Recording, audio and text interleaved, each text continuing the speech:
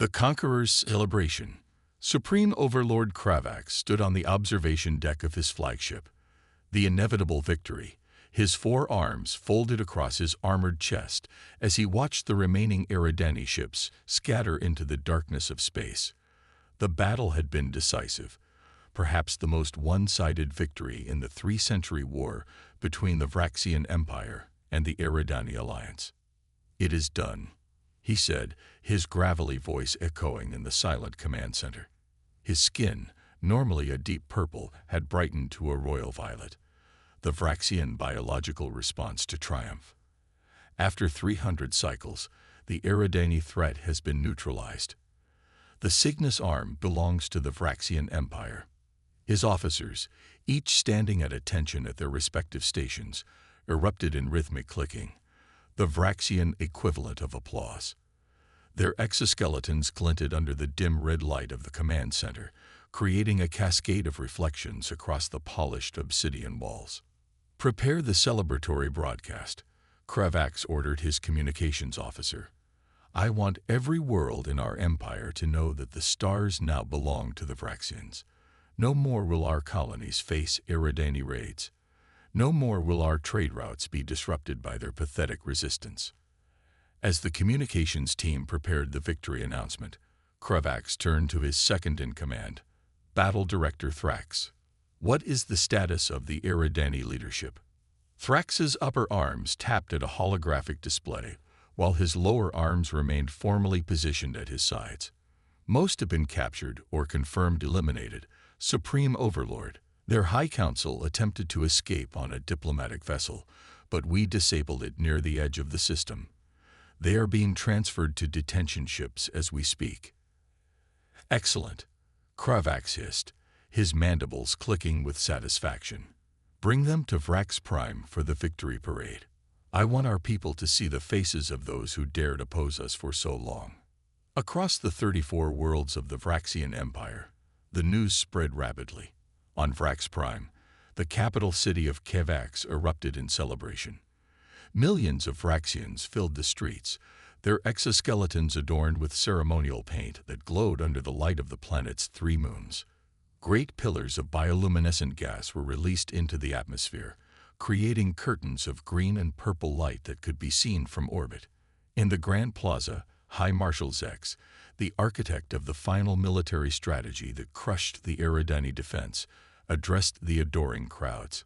His exoskeleton had been polished to a mirror finish, and the ceremonial crests on his head had been extended to their full impressive height. "My fellow Vraxians," he called out, his voice amplified across the massive gathering. "Today marks the beginning of the Vraxian Golden Age. No longer will we struggle against the Eridani resistance. No longer will we fight for our rightful place among the stars. The galaxy now recognizes the superiority of Vraxian might." The crowd responded with a deafening chorus of clicks and hisses. Children released captive swarms of glowing insects that formed complex patterns in the night sky, traditional symbols of Vraxian dominance. Far below the celebrations, in the dimly lit subterranean communications center of the Imperial Intelligence Division, Commander Sillara sat hunched over her monitoring station. Unlike her colleagues who had abandoned their posts to join the festivities, Sillara remained vigilant, scanning intercepted transmissions from the retreating Eridani forces. Most of the communications were predictable: distress calls, coordinates for rendezvous points, desperate pleas for reinforcements that would never come. But one message made her pause, her antennae straightening in confusion. "Severe casualties. Request immediate assistance from Human Outpost in Sector 9. Repeat, requesting human intervention as per Protocol Omega." Silara's compound eyes narrowed as she replayed the message. Humans? She had never encountered this term in any intelligence briefing. Perhaps it was a code word for some unknown Eridani ally. She flagged the transmission and forwarded it to her superior, Section Chief Vorn. Vorn barely glanced at the report. Probably some insignificant species from the outer rim, he dismissed with a casual wave of his upper right arm. The Eridani were always desperate for allies. Mark it as low priority and join the celebrations, Commander. You've earned it. Celera nodded obediently, but couldn't shake her unease. Something about the desperate tone in the Eridani transmission suggested this was no minor ally. She decided to investigate further, using her security clearance to access the Imperial archives. Hours passed as she searched through classified reports, diplomatic records, and ancient historical documents. Most references were fragmentary, but gradually a picture began to emerge that made her exoskeleton tighten with apprehension. Humans originated from a planet called Earth in a system the Vraxians had never explored. They were physically unimpressive, bipedal with no natural armor, no secondary limbs, and no obvious biological advantages. But what they lacked in natural defenses, they made up for in adaptability and technological innovation. One ancient report from an extinct race called the Drell contained a warning that made Celera's blood run cold. The humans advanced technologically at an alarming rate. What took our civilization millennia to develop, they achieved in mere centuries. They are not to be underestimated. Another document, a diplomatic assessment from the Vraxian First Contact Division, dated over a century ago, noted, initial scans of human territory suggest a primitive species barely capable of interstellar travel. Recommend no further contact until they reach a more advanced state. Current assessment, no threat to Vraxian interests.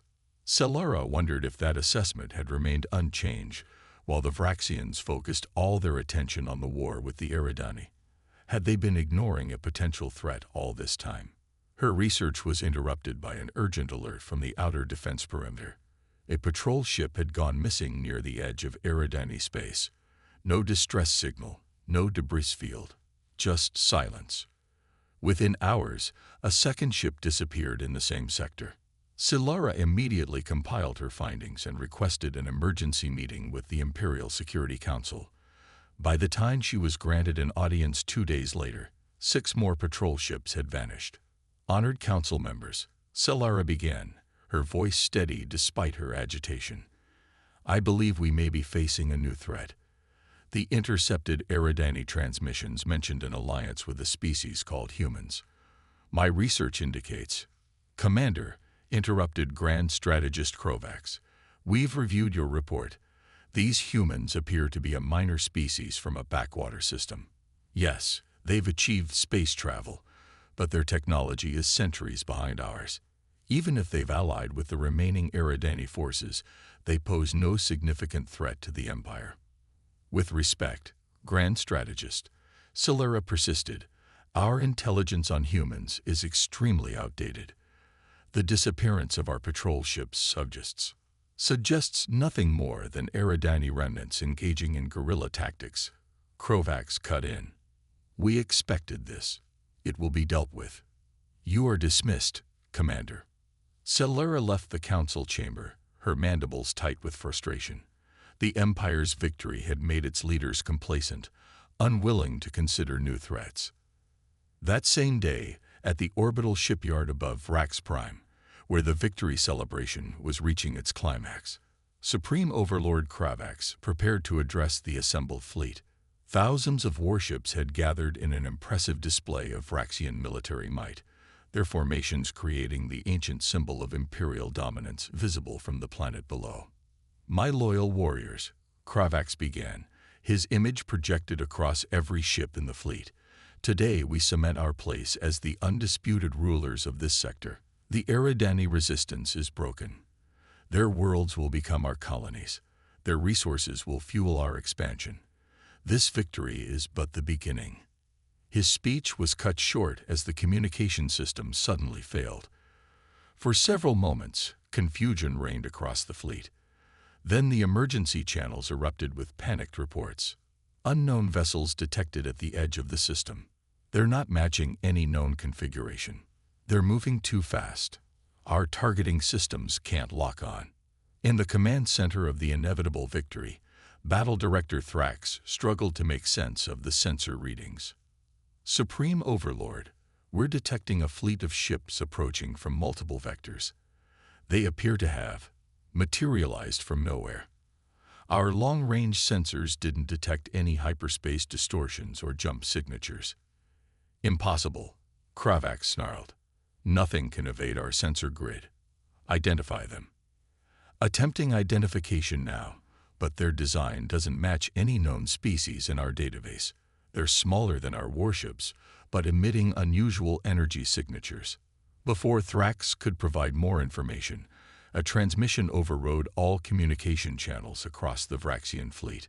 The image that appeared on the screens was unlike anything the Vraxians had seen before, a bipedal creature with no exoskeleton, covered in some kind of synthetic material, with a flat face dominated by two forward-facing eyes. "This is Admiral Helena Chen of the United Earth Defense Force."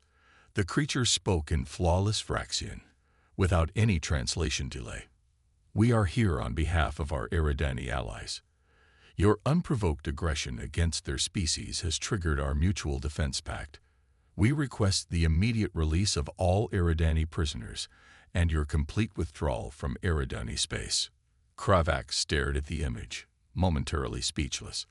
Then he laughed, a harsh clicking sound that echoed through the command center. "You dare to make demands of the Vraxian Empire. Whatever primitive species you represent, you have made a fatal mistake. We have just crushed the Eridani Alliance, an adversary far more advanced than you appear to be. You will suffer the same fate if you do not retreat immediately." Admiral Chen's expression didn't change. "We were hoping for a diplomatic solution, but we are prepared for alternatives. You have 1 hour to begin evacuation procedures from Eridani territory. This will be our only warning." The transmission ended, leaving the command center in stunned silence. "Prepare all ships for battle," Kravax finally ordered. "These humans will learn what it means to threaten the Vraxian Empire." As the Vraxian fleet moved into combat formation, Commander Silara sat in her small office, watching the situation unfold through the military network. Her research had been correct. The humans had come.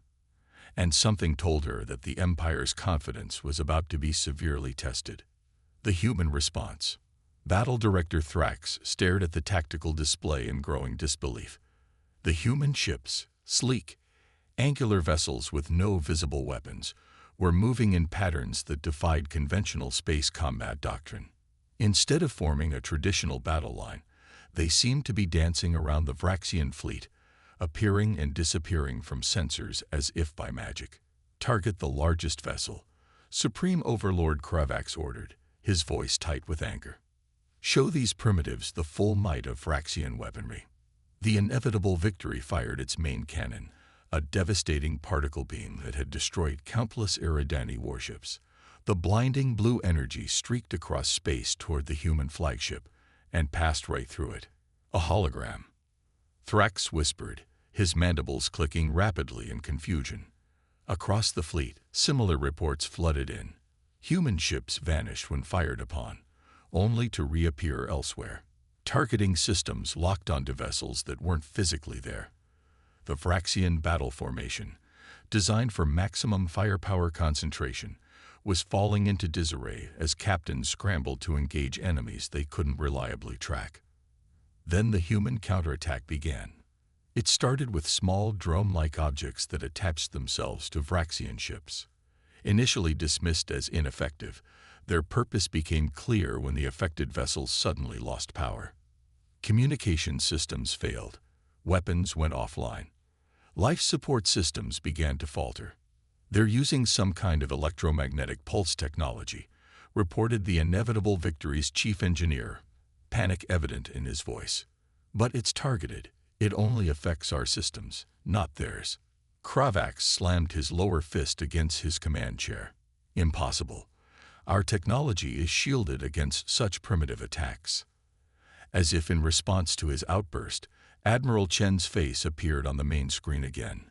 "Supreme Overlord Kravax, we've disabled 27 of your vessels without firing a single lethal shot. This demonstration can end now, or we can continue. The choice is yours." Kravax hissed in fury. "You think disabling a few ships will force the Vraxian Empire to surrender? We have thousands more. Your trickery cannot save you from our full might." Chen's expression remained neutral. "We were hoping you'd be reasonable." "Very well. The screen went dark, and for a moment, nothing happened. Then alarms blared across the command center as sensors detected multiple new contacts entering the system. Supreme Overlord, Thrax reported, his voice dropping to a horrified whisper, "We're detecting a second human fleet arriving. These ships are much larger." The tactical display updated to show the new arrivals. While the first wave of human vessels had been small and agile, these newcomers were massive, dwarfing even the largest Vraxian dreadnoughts. Their hulls were covered with what appeared to be weapon emplacements, and they moved with deliberate, unstoppable purpose. "Impossible," Kravax muttered. "Our intelligence indicated nothing of this scale. How could we not know?" On the planet below, the victory celebrations faltered as citizens watched strange lights appear in the sky. The perfect formations of the Vraxian fleet were visibly breaking apart, ships moving erratically or drifting powerless in space. In the Imperial Palace, High Marshal Zex received increasingly desperate communications from the fleet. As the chief military strategist, he had assured the Empire that no force in the known galaxy could stand against Vraxian might. Now, faced with evidence to the contrary, he ordered the planetary defense grid to full alert.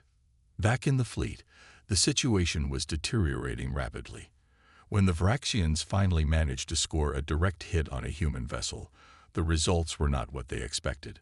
The smaller ship's hull absorbed the impact of the particle beam, glowing briefly with dispersed energy, but suffering minimal damage. "Their shield technology," muttered the weapons officer, "it's unlike anything we've encountered." The humans weren't just evading Vraxian attacks, they were absorbing them, studying them, adapting to them in real time. And when they finally began to return fire, the results were devastating. Human weapons didn't rely on traditional energy beams or projectiles. Instead, they somehow manipulated the fundamental forces of physics itself. Gravitational weapons compressed Vraxian ships into twisted metal. Temporal distortion fields caused sections of vessels to experience time at different rates, tearing them apart from within. Nanite swarms infiltrated hull breaches and reprogrammed Vraxian systems to turn against their operators. Within an hour, a third of the Vraxian fleet had been neutralized without being destroyed. The humans were deliberately avoiding casualties, a concept so foreign to Vraxian military doctrine that many officers couldn't comprehend the strategy.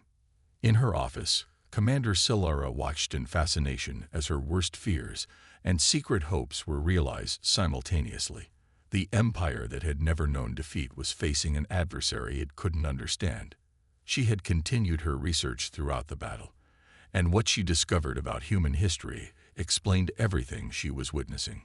Humans had evolved on a planet with hundreds of competing nations, thousands of languages, and constant warfare among themselves.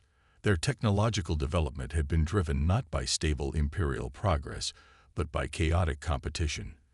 They had gone from primitive flight to landing on their moon in less than 7 decades. They had developed atomic weapons, then created international frameworks to prevent their use. They were a species of contradictions, capable of tremendous destruction, yet equally capable of remarkable restraint. They fought not because they loved war, as Vraxians did, but because they would do anything to protect those they considered allies. Silara compiled her findings into an emergency brief and sent it directly to Supreme Overlord Kravax, bypassing the chain of command. She knew such an action could cost her her position, or even her life, but the Empire needed to understand what they were facing. On the inevitable victory, Kravax received Silara's report in the midst of the battle. At first, he was outraged at the breach of protocol, but as he read her analysis, his anger gave way to a cold realization. "They've been watching us," he said quietly, causing Thrax to turn in surprise. "All this time we've been fighting the Eridani. These humans have been studying our tactics, our weapons, our vulnerabilities. They knew exactly how to counter everything we've developed. But why reveal themselves now?" Thrax asked. "If they've had this technology all along, why wait until after we defeated the Eridani?" "Because they weren't ready to fight us directly," Kravax realized. The Eridani were buying them time. And we never even knew. He turned to his communications officer. Open a channel to the human flagship. Admiral Chen's face appeared on screen once more. This time, Kravax noticed details he'd missed before. The quiet confidence in her eyes, the subtle scars on her face that suggested she'd seen combat personally, the way she carried herself with authority that came from experience rather than rank. "Supreme Overlord," she acknowledged, "have you reconsidered our terms?" Kravax's pride wanted him to continue fighting, to never admit defeat. But 3 centuries of war had taught him when a battle was lost. "How long have you been allies with the Eridani?" "Officially, about 70 years, Chen replied. "We discovered them shortly after we developed our first faster-than-light drive. They were already fighting you then, and you never intervened directly until now. Why?" "We were few in number, still learning about the wider galaxy. The Eridani didn't want us to reveal ourselves until absolutely necessary. They feared that if you knew about us too soon, you would focus your full might on eliminating humanity before we could become a threat." Kravax clicked his mandibles in reluctant admiration. "A wise strategy." "We're not interested in destroying the Vraxian Empire," Chen continued. "Our goal is simply to protect our allies and establish peaceful coexistence. The Eridani told us much about your civilization, your art, your architecture, your technological achievements. There's much our species could learn from each other." The concept of peaceful coexistence with a defeated enemy was foreign to Vraxian culture. Traditionally, the vanquished were subjugated or eliminated.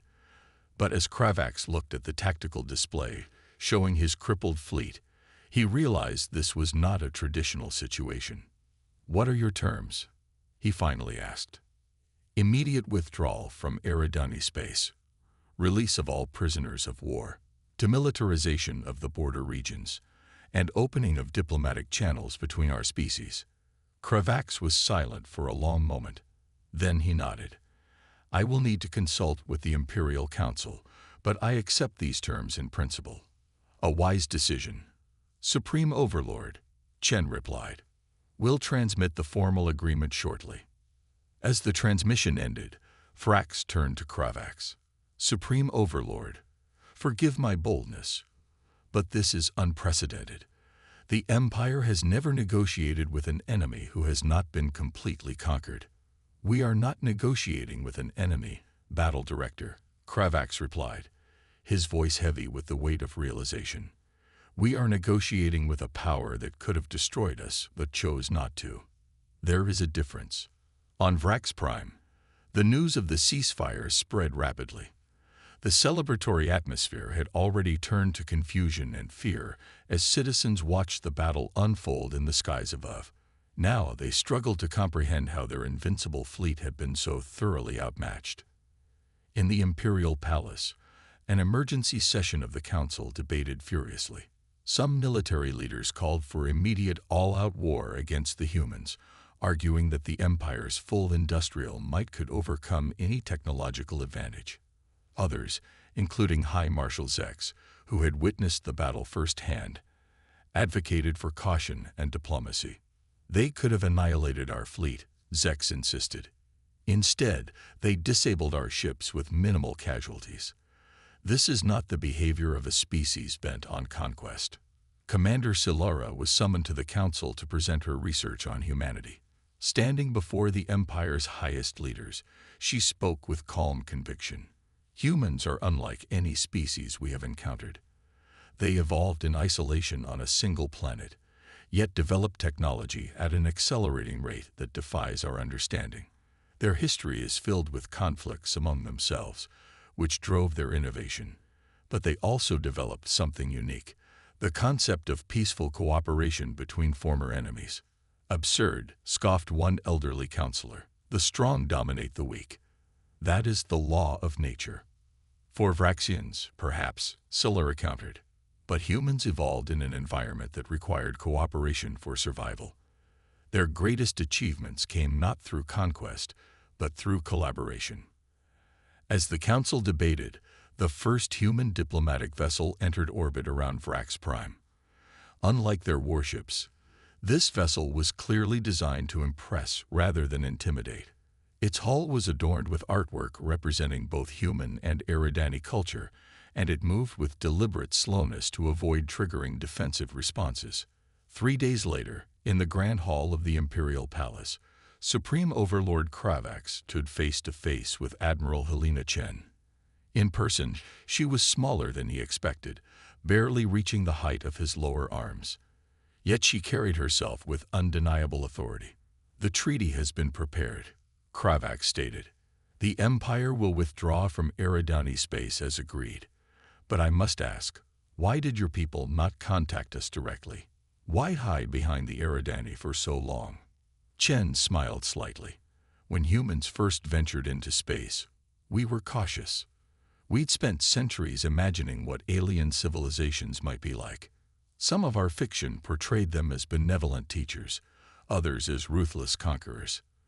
When we discovered the reality, that the Eridani were fighting for their survival against your empire, we chose to learn before revealing ourselves." "And what did you learn?" Kravax asked. "That the galaxy is more complex than any of our stories imagined. That the Vraxian Empire values strength and conquest, but also order and stability. That the Eridani fought not because they loved war, but because they had no choice." She paused. "And that perhaps, given the chance, even species with fundamentally different values might find common ground." Kravax considered her words. "The Empire has never known defeat before today. Our people will not easily accept these terms." "We don't see this as your defeat," Chen replied. "We see it as the beginning of a new relationship. Humanity doesn't want to destroy the Vraxian Empire. We want to trade with you, learn from you, perhaps even explore the stars together." "And alliance." Kravax couldn't hide his surprise. "Why not?" Chen shrugged, a distinctly human gesture. "The galaxy is vast, and we've only begun to explore it. There may be threats out there that would require both our species to stand together." As the formal signing ceremony began, Commander Solara watched from the audience. She had been promoted to Director of Interspecies Relations, a new position created specifically for the changing era. She wondered what the future would hold, not just for her career, but for her entire civilization. For 3 centuries, the Vraxian Empire had defined itself through its war with the Eridani. Now, that identity would need to change. The arrival of humans had rewritten the rules of galactic politics overnight. Species that had once trembled at the mention of Vraxian might now had a powerful protector. The balance of power had shifted irrevocably. Yet as Solara watched Supreme Overlord Kravax sign the treaty, she felt not despair, but a strange sense of hope. The humans had demonstrated power beyond anything the Vraxians had imagined, but they had wielded it with restraint. They sought cooperation rather than dominance. Perhaps there was something to learn from such an approach. Outside the palace, crowds of Vraxians gathered to catch a glimpse of the human delegation. Conspiracy theories spread rapidly. Some believed the humans were shapeshifters who had infiltrated the Empire years ago. Others claimed they possessed mental powers that had somehow bewitched the Imperial leadership. But as more information about Earth and its history became available, a different sentiment began to emerge: curiosity. Vraxians had always believed themselves to be the apex species of the galaxy. Now they were confronted with evidence that they were not alone in their technological advancement, and perhaps not even the most advanced. As night fell on Vrax Prime, the stars seemed somehow different to those who looked up at them. The galaxy had become a larger, more complex place overnight, and somewhere out there, beyond the familiar stars of Vraxian space, was a planet called Earth, home to a species that had changed everything.